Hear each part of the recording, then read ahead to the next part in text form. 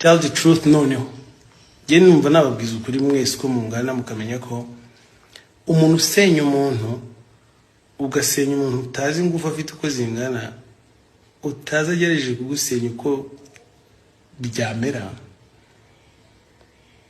We are not doing that. Sibyo turi kubaka igihugu gitoya gifite abaturage bakeya, gifite ekonomi ntoya, gifite ibintu byose bitoya kugira ngo tukigire icyadanje.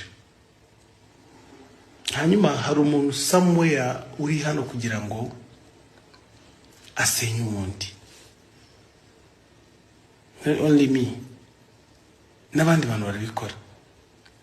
Abantu bose basi nimuzajya mubona umuntu uri gusenya umuntu mujye mwibuka ko uwo ngo ari gusenya bro mu gitondo wabyara umwana wakaba umuhanzi cyangwa akaba umunyamakuru sizo.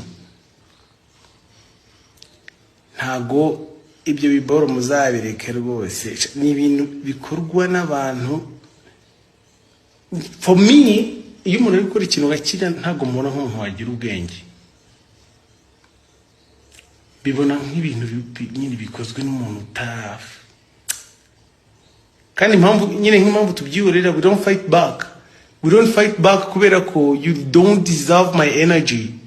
Mfite akazi nkora, mfite ukuntu nkora ibintu byanjye, nibyo nkeneye gufokasinga.